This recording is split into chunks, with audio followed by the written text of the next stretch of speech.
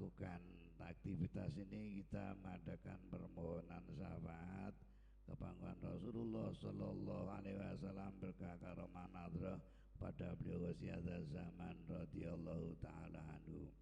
Al-Fatihah.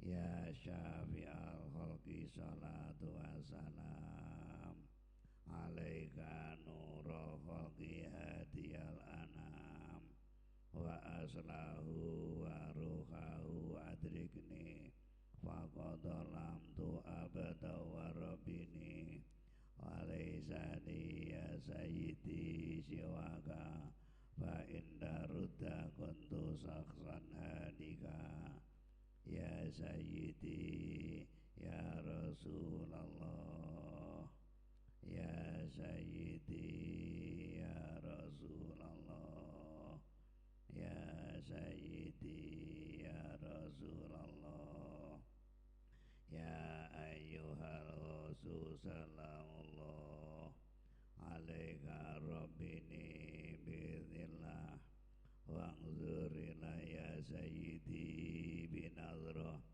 musyiradin lil hadratil aliyah. Al-Fatihah.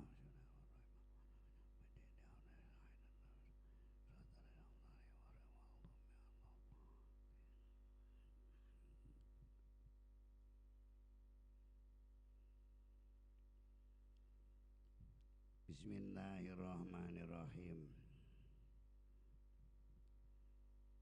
Kitab Risalatu Thaharah wa Shalah.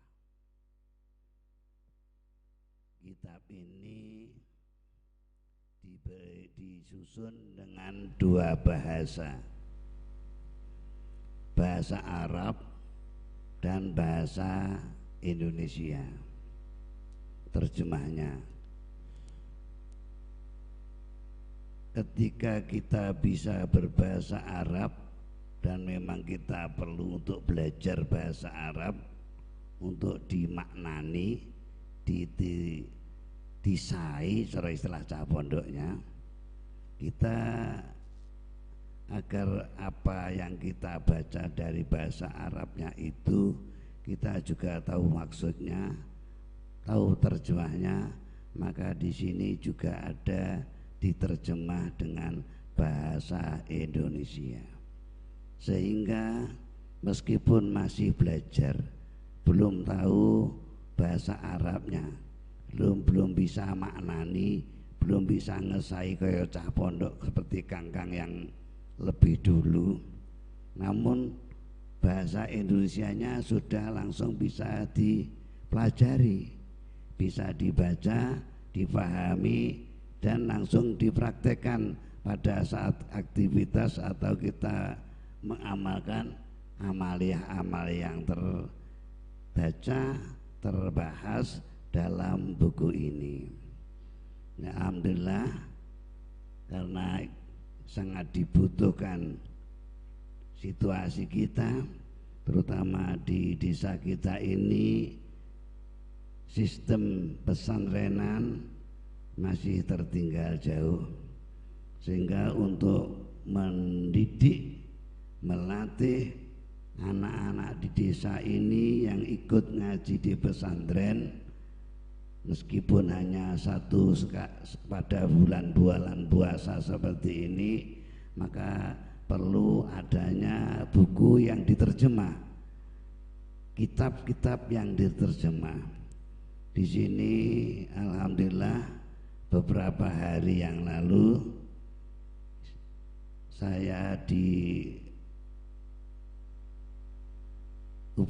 saya berupaya untuk menyediakan pelajaran yang dibaca bisa dipelajari di bulan Ramadan. Ini kemarin saya kerjakan dalam waktu 3 hari.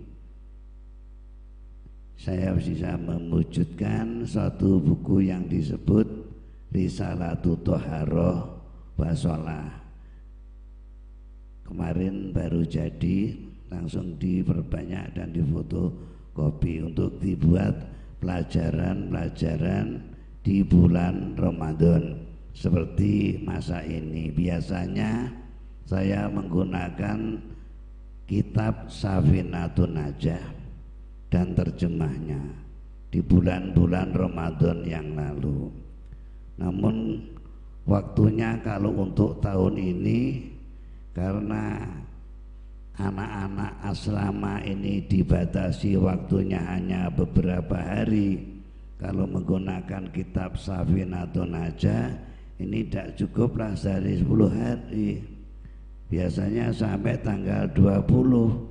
Nah, untuk kalian tidak mungkinlah untuk mengikuti asrama Ramadan ini sampai tanggal 20. Maka dari kitab Safinatun Najah, dan saya ambilkan dari kitab Takrib dan kitab yang lain, saya susunlah suatu susunan buku atau kitab yang saya diberi nama Risalatut Thaharah wa Shalah, suatu risalah yang menjelaskan tentang tata cara bersuci dan tentang tata cara ibadah sholat, yang keduanya itu setiap hari kita perlukan, setiap hari kita butuhkan. Maka saya kira hal ini sangat dibutuhkan untuk kita semua, untuk generasi-generasi penerus untuk memahami tentang toharoh dan sholat. Mari kita pelajari. Ini nanti saya maknani ngala pesantren, didengarkan saja. Kalau yang bisa yang saya disai dimaknani.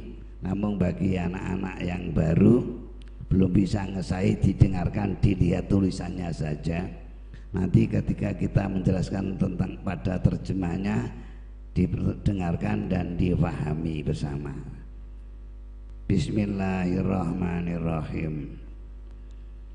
Alhamdulillahirabbil alamin. Wa bihi nasta'inu ala umuri dunya waddin. Wa sallallahu wa sallama ala sayyidina Muhammadin khatamin nabiyyin wa alihi wa sahbihi ajma'in. Wa la hawla wa la quwwata illa billahil aliyyil azim. Alhamdu utawi sekabehane puji iku lillahi kagungane Gusti Allah. Sifate Gusti Allah Rabbil alamina, kang mengerani wong alam kabeh. Segala puji bagi Allah, Tuhan semesta alam. Wa bilan lawan Allah nasta'inu, aku nyuwun pertolongan. Ala umuri dunya ing atase pira-pira urusan dunya, wa dini lan agama. Kami mohon pertolongan hanya kepada Allah untuk menghadapi segala urusan dunia dan urusan agama. Jadi urusan dunia dan urusan agama semuanya kita tetap nasta'in billah. Kami atau kita mohon pertolongannya kepada Allah Subhanahu wa ta'ala. Ini istilah ajaran wabi nasta'inu, ini kita menerapkan billah. Wa shallalan muga-muga paring rahmat ta'zim sapa Allahu Gusti Allah. Wa sallamalan muga-muga paring keselamatan salam sejahtera ala sayyidina ing atase baginda kita Muhammadin, ya Kanjeng Nabi Muhammad sallallahu alaihi wasallam. Sifate Kanjeng Nabi khatamin nabiyyin, kang dadi kuncine penutuping para nabi-nabi kabeh. Wa alihi lan sholawat salam mugi katur wonten keluargane Kanjeng Nabi, wa sahbihi lan sahabate Kanjeng Nabi ajmaina, ya sekabehane kita ngaturaken keluarga beserta sahabating sedaya. Kita sunaken sholawat salam berkah kangge tabarukan ngawali kitab niku wonten sholawatipun. Wala haula nek cara para sesepuh kita ora ana daya sumingkrih saka maksiat. Wala kuwata lan ora ana kekuatan ibadah. Kita gak iso ngedoi maksiat, ora kuat nglakoni ibadah illa billahi kejaba kelawan pertolongane Allah Subhanahu wa taala. Kita iso ngedoi maksiat ya sing ngedone maksiat Gusti Allah. Kita kuat ibadah sing maringi kekuatan ibadah ya Gusti Allah Subhanahu wa taala. Ya, namun bisa diartikan lani nafsil jinsi mutlak. Wala haula lan ora ana daya apapun. Wala quwata tiada kekuatan manapun. Illa billahi kecuali billah. Kecuali dari Allah Subhanahu wa taala. Kekuatan apapun di alam ini, daya apapun di alam ini, semuanya hanya itu dari Allah Subhanahu wa taala. Listrik gak iso nyetrum, gak iso muruk nek ora dipangi kekuatan kalian Allah Subhanahu wa taala.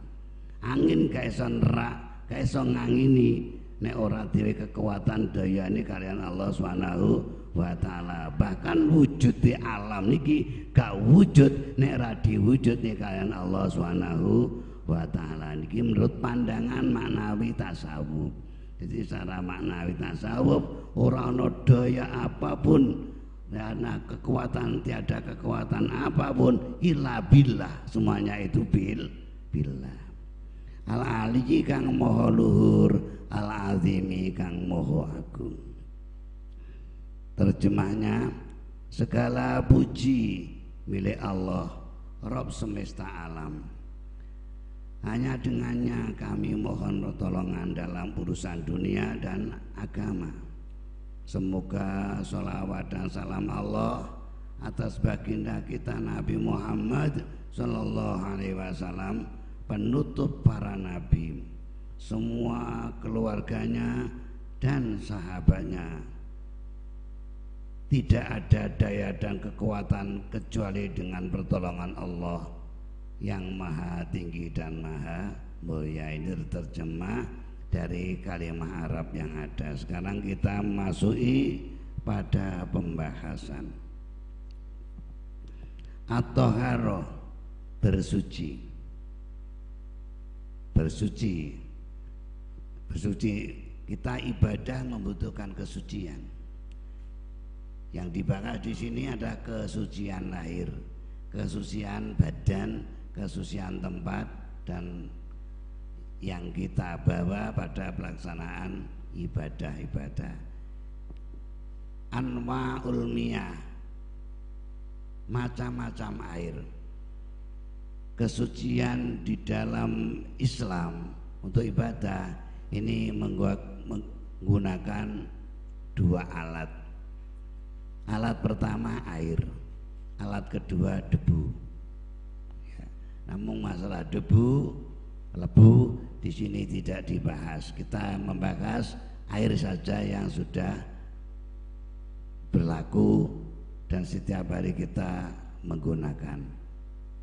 Anwa'ul miyahi, macam-macam air. Air untuk apa? Kok dibahas banyu? Ini kan nggon banyu. Tejuplang ya banyu, jeding banyu, ya.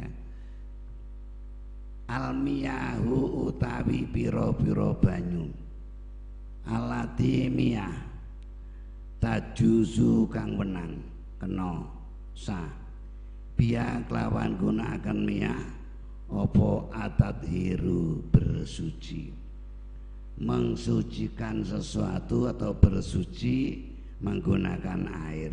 Sekarang air apa saja yang bisa digunakan untuk bersuci, ya. Apa saja air yang digunakan untuk bersuci di sini akan dibahas.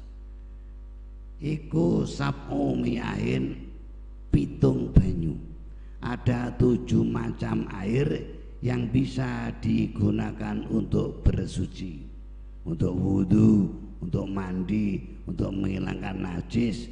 Itu airnya dari salah satu 7 macam air ini. Yang pertama ma'us sama, air dari langit. Apa banyu apa suka langit? Air hujan. Air hujan adalah suci, bisa dibuat untuk bersuci. Wudhu nganggo air hujan boleh? Boleh. Mandi wajib dengan air hujan boleh?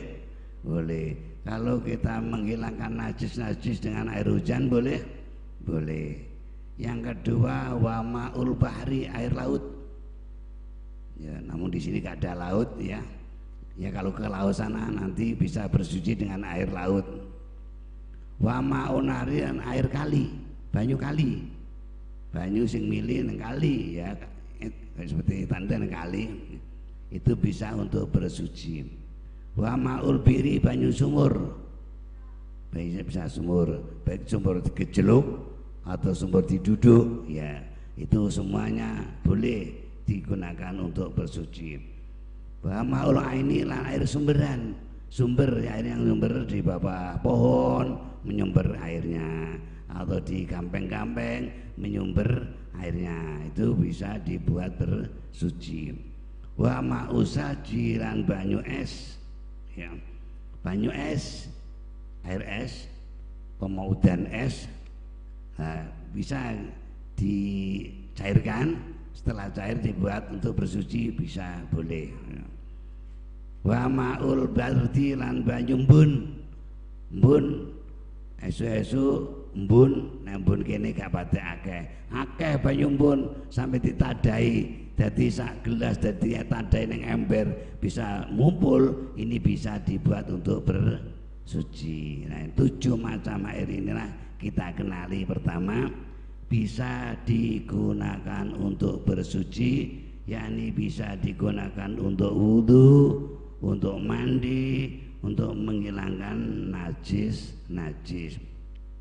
Namun ada juga air yang juga air suci, namun tidak bisa digunakan untuk bersuci. Bila mana air itu terdiri dari selain 7 macam ini. Suatu contoh, air kelapa. Air kelapa nyumber, ya, keluar dari sumberan. Air kelapa, sumberan apa? Masa air hujan nyumber yang jeruk lopo, ya? Ya, air kelapa tidak dari salah satu 7 ini. Bukan air dari langit, bukan air dari laut, bukan air dari sungai, bukan sumberan, bukan embun, bukan es. Namun ternyata Allah SWT memberikan kelapa, di dalamnya ada airnya. Lah, air kelapa ini suci, boleh diminum, mau enak ya, boleh minum, namun tidak bisa digunakan untuk bersuci. Pak Anip bakul degan ya, macai degan oleh sak tong. Wah, wudu golek banyu raneng, dadak golek banyu nang sumur adoh, wis aku tak wudu banyu klopo, ora dadi wudune, tidak sah wudune. Misalnya di situ tangannya kena najis, kena darah atau kena pipis, lantas dicuci dengan air kelapa, tidak bisa suci, meskipun bersih namun tidak suci. Paham ya? Ini air kelapa tidak bisa digunakan untuk suci, karena bukan salah satu dari 7 macam air itu. Untuk berikutnya, aqsamul miyah, pembagian air. Miyah itu dari ma, kalau dijamakkan jadi miyah, kalau dianum jadi moya ya. Moya itu apa? Air, ya kan? Moya air. Moya itu menjadi bahasa Arab miyah, namun di bahasa keren ini jadi moya. Aqsamul miyahi, pembagian air. Almiyahu utai pira-pira banyu. Banyu atau air dari 7 macam air di atas. Iku ngala arbaati aksamin dibagi ing atase 4 panduman. Banyu-banyu yang disebut air-air yang disebut di atas itu dibagi menjadi 4 bagian. Tohirin bisa, tohirun bisa. Tohirin banyu suci, ghairi makruhin kang ora dimekruhake. Banyu suci nek dinggo ya ora makruh. Wa utawi tohir ghairu makruhin iku almaul mutlaku, banyu mutlak, banyu bebas. Banyu air yang tidak dikayiti apa-apa. Ya bebas ya, banyu sumur, sumur, banyu kali, banyu hujan, namanya maul mutlak, banyu bebas. Belum diberi sifat-sifat tertentu. Ini hukumnya suci, kalau dipakai juga tidak dimakruhkan. Wa tohirin nomor lorone banyu suci, mutohirin kang bisa nucekake, namung makruhin kang den makruhake. Wa utawi tohir mutohir makruh iku almau banyu almusammasu kang den panasake, kang den pepe dengan air atau dipanas, digodhog panas. Ada banyu suci bisa digunakan untuk bersuci, namun kalau digunakan makruh bahkan bisa jadi haram. Air apa itu? Air panas, dipepe ini air di matahari, lebih-lebih pakai dengan bencana seng, besi. Ini kalau panas, masih kondisi panas, jangan dipakai, makruh, itu nganti akibat penyakit. Lebih-lebih yang tidak digodok, dipanaskan dengan dididihkan atau dimasak panas, seumum diinggo haram itu. Lah kok haram? Ya kok raine entek ya. Banyu umum oblok-oblok nggih wudu. Ya nyonyor lah. Ting wajah masa wajah yang ngelonyom deh, itu haram, itu tidak boleh itu. Meskipun suci tidak boleh, ditunggu sampai adem, sampai dingin. Nanti kalau sudah dingin boleh digunakan semestinya. Wa tohirin bisa air yang suci. Ghairi mutahirin namun tidak bisa digunakan untuk bersuci. Banyu suci namun gak bisa nyucikake. Wa utai tohir ghairu mutahir iku alma'u banyu, sifate banyu al musta'malu kang wis den enggo kanggo ngilangi najis utawa ngilangi hadas. Banyu musta'mal iku suci, namung ora kenek kangge bersuci. Suatu contoh banyu musta'mal ki banyu sing sisane wudu. Sampeyan wudu mantadongi ember, nalikane masuk wajah mlebu ning banyu ning ember iku, iso mlebu ning banyu ning ember itu. Lah air di ember iki aire suci, namun boleh diminum, boleh, namun dihukumi mustakmal. Karena apa? Sisane wudu, ini air dinamakan mustakmal, tidak boleh digunakan untuk wudu lagi, kecuali kalau sudah banyak sampai 2 kolah lebih, kumpul 2 kolah lebih, nanti baru bisa digunakan untuk wudu. Namun kalau sisa ini langsung kita gunakan sebelum 2 kolah, ini tidak boleh kita gunakan untuk wudhu berikutnya. Jadi misalnya wajah tak ada dengi, mereka nggih masuk tangan, nggih masuk sikil gak kena. Mereka apa banyu iku diarani banyu mustakmal. Apa? Mustakmal. Diulang lagi, air mustakmal. Air mustakmal, air yang pernah digunakan untuk bersuci. Ini hukumnya suci tapi tidak bisa digunakan untuk bersuci. Wal mutaghayyiru lan air sing berubah bima kelawan apa-apa kholatohu kang nyampuri apa ma ing banyu minatohirati saking perkara kang suci. Banyu mutaghayyir yaitu banyu sing berubah namun bisa digunakan untuk suci.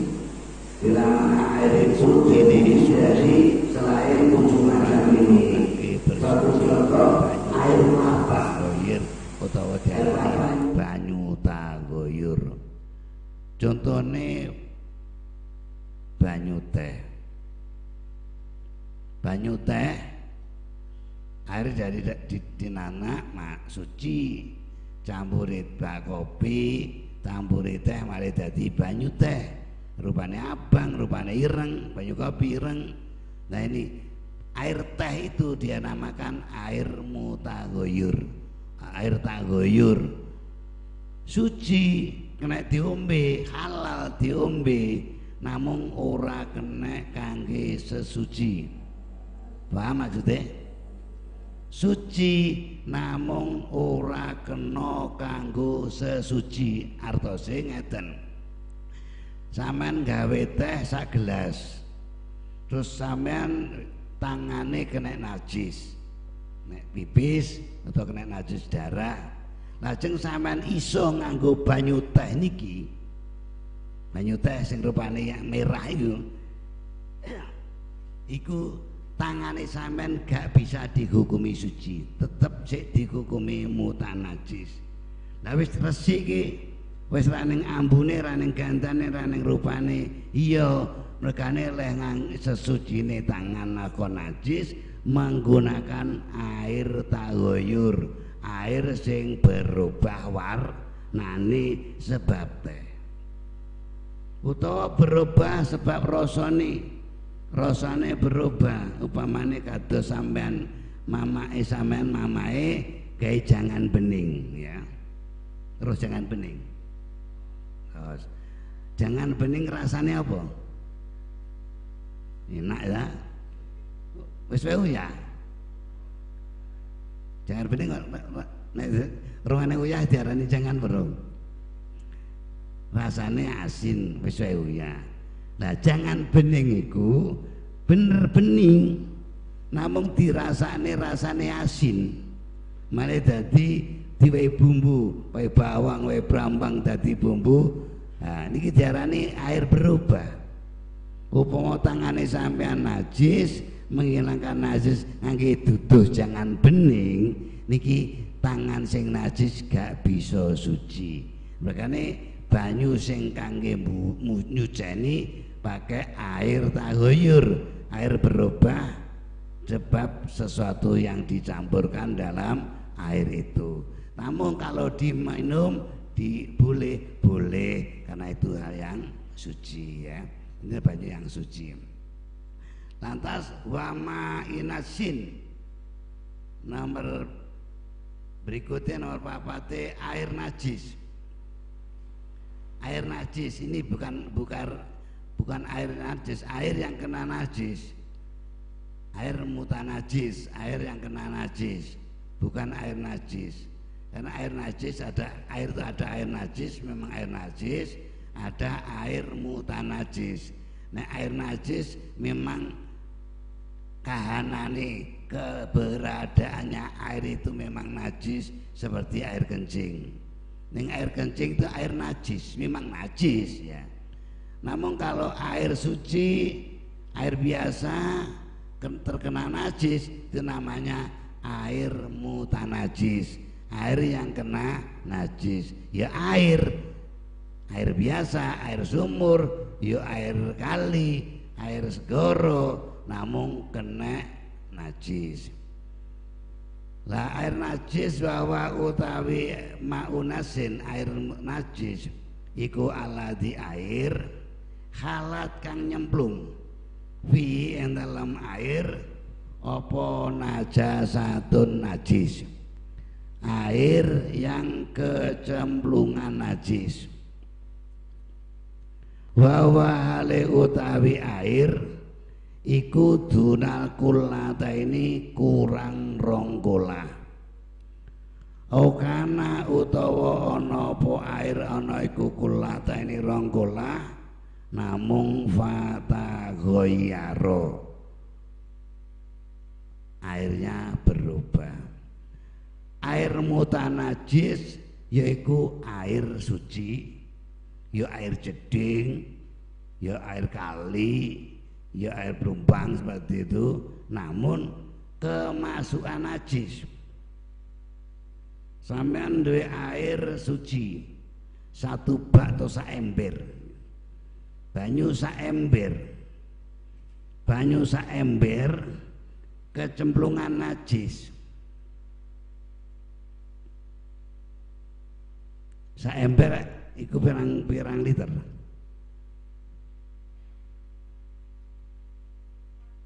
Ya puluhan liter lah ya. Belum ada dua kola itu 200 liter ya, 200 liter banyu ora eneng 200 liter kecemplungan najis.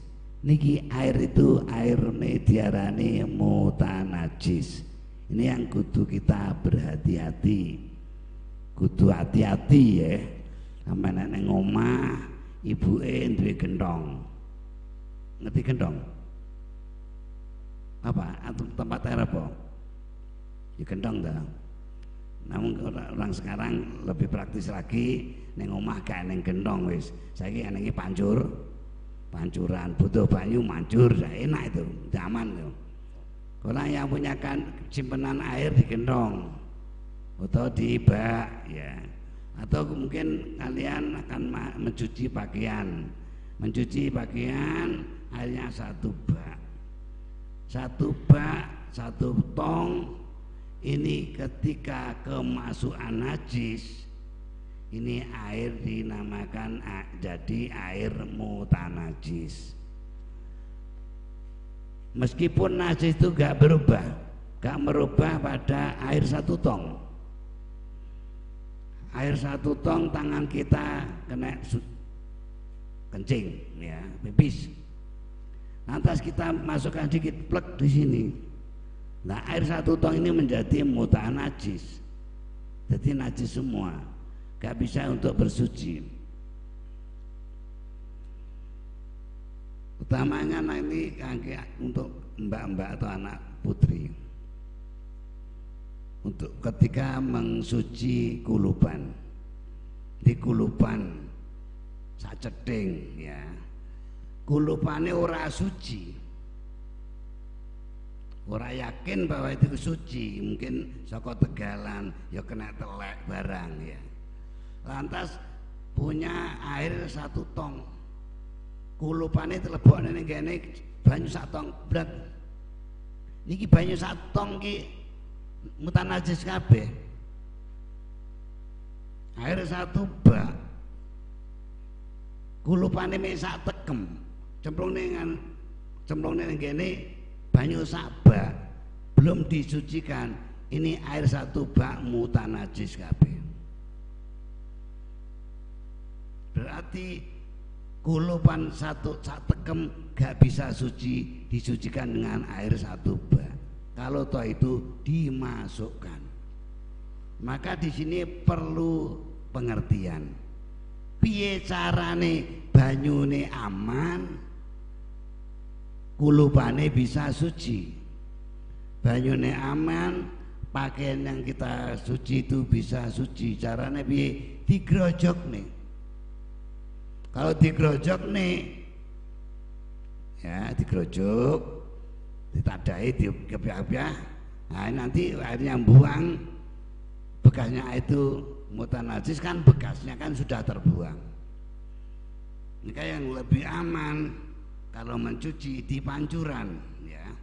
Pancuran dimasukkan ke misalnya ke tempat yang lebih baik seperti tumbuh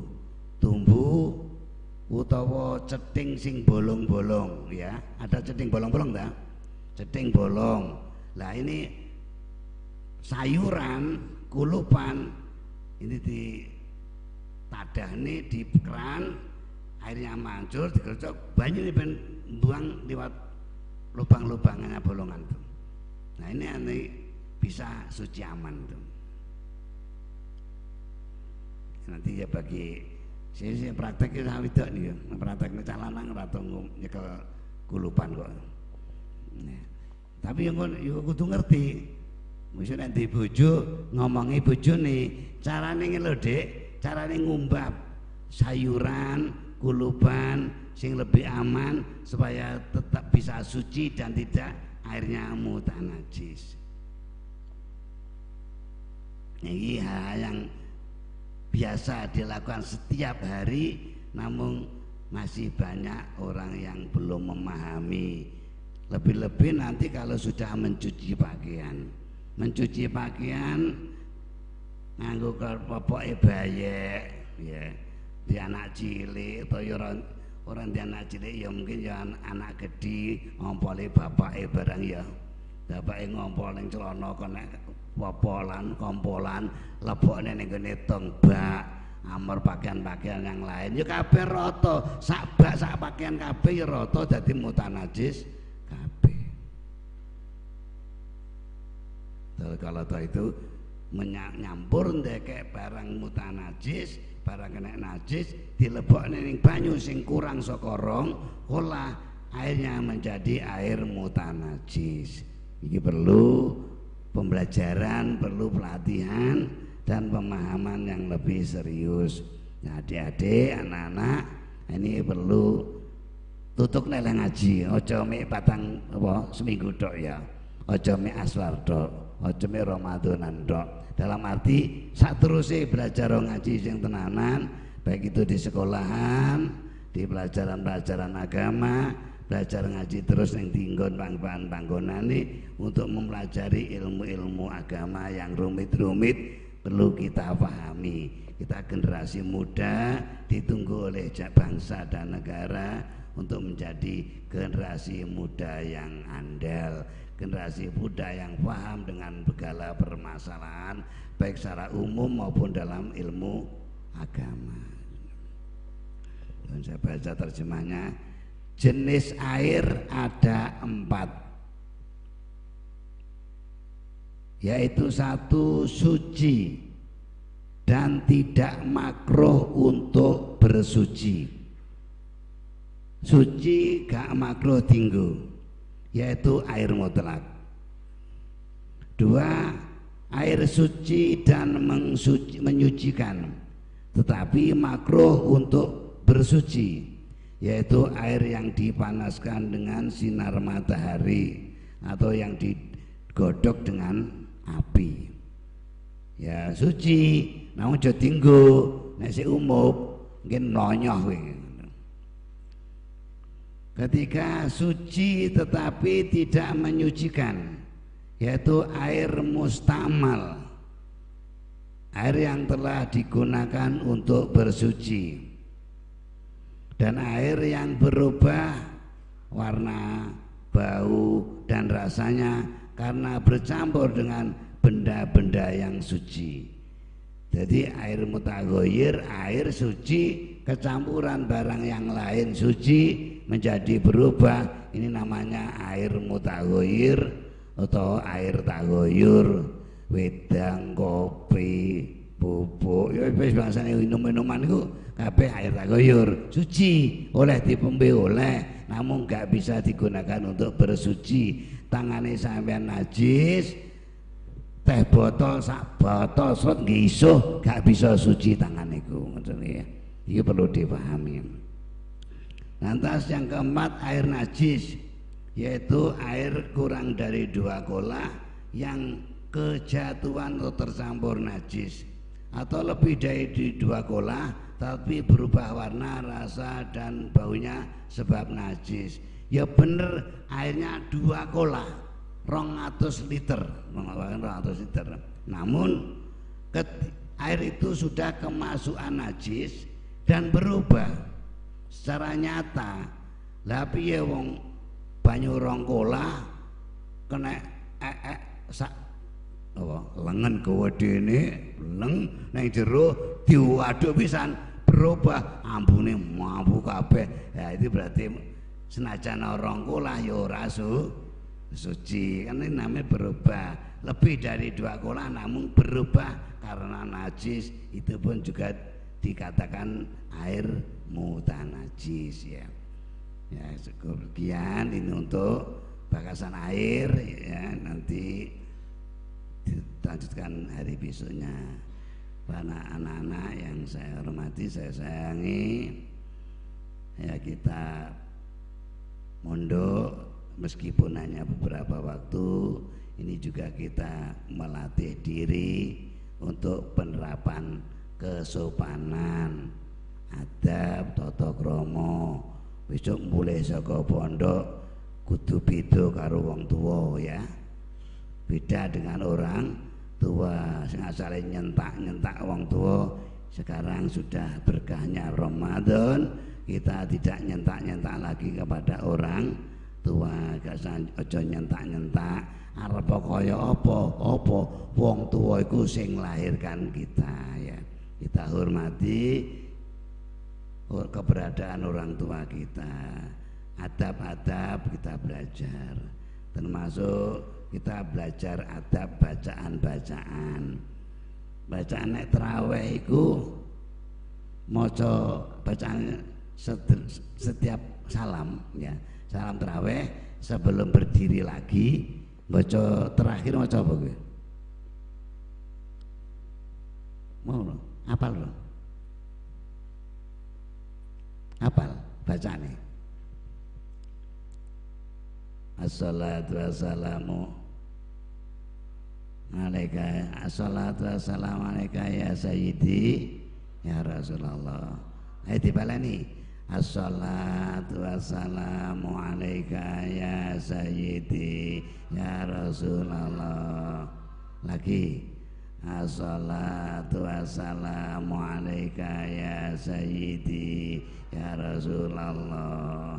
Nah, saya dengar dari luar sing banter mek ya Rasulullah itu. As-salatune ora muni Rasulullah. Sing muni bengoke ya Rasulullah tok. As-salatune ora diunekne, terutama iku. Ya. Jadi kita belajaran tata krama bahasa kita. Assalatu wassalamu alaika ya sayyidi ya Rasulullah. Sing kompak serempak seneng. Ngerti kalian siapa yang kamu panggil saat itu? Salawat dan salam kuhaturkan kepadamu, duhai Gustiku, duhai bagindaku, duhai utusan Allah. Upama ta niku wonge sing kita niku eneng, iki tak aturaken ning sampeyan Pak Karim, jenenge Karim. Upama kita iki tak aturaken sampeyan Pak Karim, sing pojokane tok piye kira-kira. Wis ora usah tengene ado-ado upama niku Pak Iip. Niki lho Pak Iip, iki kula aturaken teng panjenengan Pak Iip, ning kene Pak Iip ki mbuweng kok. Niki lah kula aturaken panjenengan Pak Iip. Masa ngono ya? Kira-kira Pak Iip kira iya lah ngono to. Ya inilah adab dengan itu mulai nanti besok dirubah tata kramane.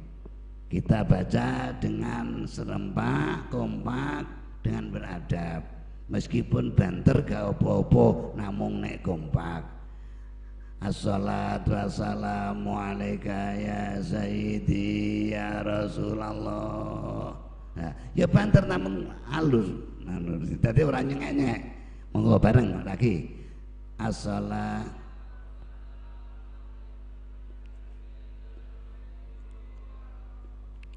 diulang lagi bareng, ayo bareng. Assalatu wassalamu alaika ya sayyidi ya Rasulullah. Nah sing nyengek mburi iki lho sing ra ngenaki ya. Biasa sing tuwek-tuwek iku sing marahi ya. Sing tuwek-tuwek wong biyen-biyen iku lho ya. Di zamane Mbah Kung Mbah Baisori sudah ditata rapi dulu pernah. Namun mundane ganti maneh, generasi tambah maneh, muncul maneh bengok ning mburi sing bengok ning gak ngenake ning mburi kuwi lho. Coba lagi, kompak, bismillah. Ya as-salat.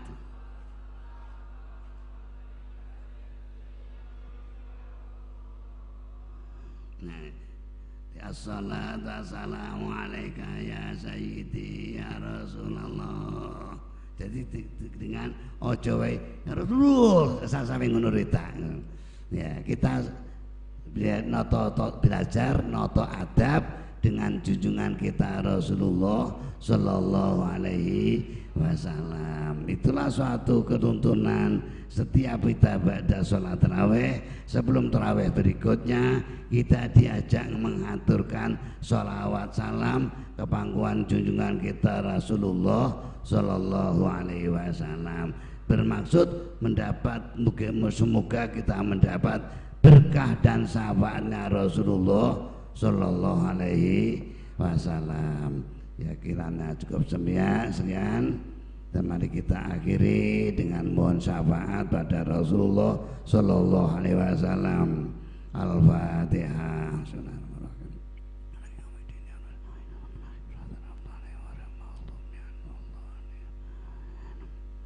Ya syafi'al haqi salatu wassalam alaika nurul haqi hadiyal anam wa aslahu wa ruhahu adrikni faqad dalamtu abada wa rabbini wa laysa li ya sayyidi siwaka wa inna rudda kuntu sasan hanika ya sayyidi ya Rasulullah ya sayyidi ya Rasulullah ya sayyidi ya Rasulullah ya ayyuhal rasul salamullah alaika rabbini biiznillah wangzurina ya sayyidi binadra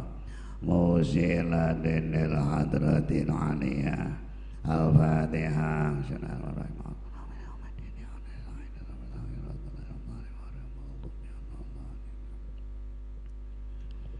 Wabillahi taufiq wa hidayah wa min rasulillah sallallahu masyafa'ah wa min wasiyata zaman radhiyallahu ta'ala wa nadhra wal barakah. Wassalamualaikum warahmatullahi wabarakatuh.